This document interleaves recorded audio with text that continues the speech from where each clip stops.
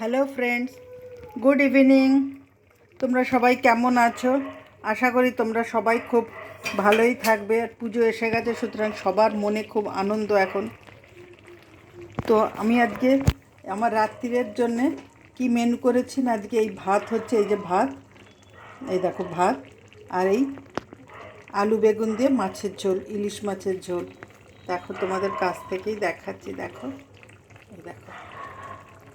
তো এটা কি করে বানিয়েছিলাম না, কালো জিরে ফোড়ন দিয়ে, আলু দিয়ে, বেগুন দিয়ে, ফোড়নটা যে একটুখানি মানে গন্ধ বেরিয়েছে, ভাজা হয়ে গেছে, যখন আলু বেগুন সব দিয়ে সব সাঁতলে নিয়ে যখন সেদ্ধ সেদ্ধ হয়ে গেছে, আধা সেদ্ধ হচ্ছে, তখন এক বাটি জল দিয়ে দিয়েছি, ছোট এক বাটি জল দিয়ে, এই দেখো, এই যে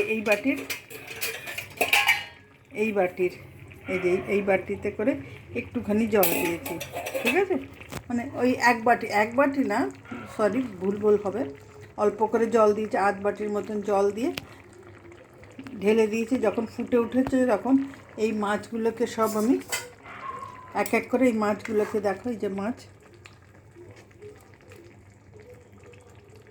এই দেখো আছে অনেকগুলো মাছ আছে, মাছগুলোকে এক এক করে ওর মধ্যে ঢেলে দিয়েছি। যখন ভালো করে ফুটে উঠেছে, দেখো এই যে ফুটে উঠেছে যখন, তখন আমি একটু লো ফ্লেমে দিয়ে দিয়েছি, লো ফ্লেমে দিয়ে ভালো করে ফুটতে দিয়েছি। তারপর নুনটা দেখে নিয়েছি, আর লঙ্কা দিয়েছিলাম, লঙ্কাটা একটু ডলে দিয়েছি, ঝাল হলে বেশ ভালোই লাগবে না, ইলিশ মাছ তো ভাত দিয়ে খেতে ভাল লাগবে।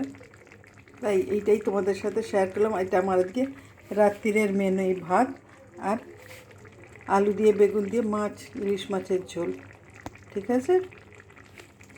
আমার এই মাছের ঝোলটা দেখতে কেমন হয়েছে নিশ্চয়ই তোমরাও বানাও আলু বেগুন দিয়ে, তোমাদের ভাল লাগবে নিশ্চয়ই।